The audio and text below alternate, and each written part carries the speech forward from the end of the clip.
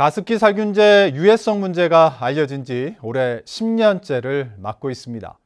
제주에서도 만여 명이 피해를 입었을 것으로 추산되고 있지만 실제 피해자로 인정받은 수는 20여 명에 불과합니다.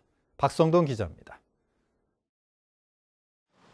제주에 사는 오은화 씨는 18년 전 1살 난 딸을 잃었습니다. 아이를 건강하게 키우려 가습기 살균제를 사용했는데 딸은 태어난 지 5개월 만에 폐섬유화로 세상을 떠났습니다. 가습기 살균제 유해성이 알려진 뒤 지난 2013년 피해를 신고했지만 피해자 인정을 받기까지 7년이 걸렸습니다. 진료 기록은 삭제됐고 남은 사망진단서 한 장으로 피해를 증명하기가 쉽지 않았기 때문입니다.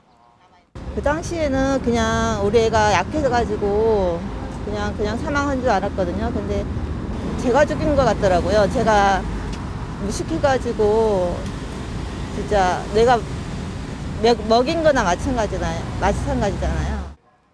가습기 살균제를 사용한 제주 도민은 11만 4천여 명. 이 가운데 10% 정도인 12,000여 명은 병원 치료를 받을 정도로 피해를 입은 것으로 추산되고 있습니다.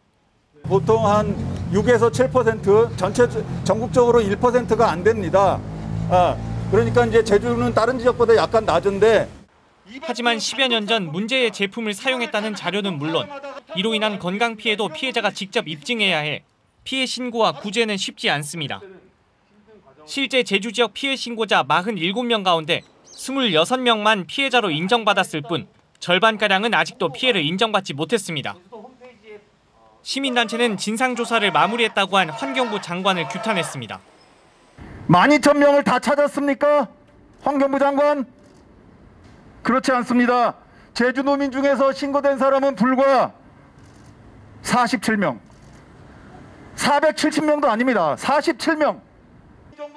또 최근 관련법 시행령에 특별조사위의 피해대책 조사 기능이 삭제됐다며 정부와 지자체가 나서 재조사해야 한다고 밝혔습니다. 가습기 살균제 피해자에 대한 어떠한 구제 홍보도 어떠한 신고 홍보도 저희는 접한 바가 기억이 없습니다. 지금 당장 가습기 살균제 피해자에 대한 실태 재조사와 함께 가습기 살균제 피해가 공론화된 지 10년. 피해자 파악조차 지지부진한 가운데 참사 피해 신고와 구제는 아직도 현재 진행형입니다. MBC 뉴스 박성동입니다.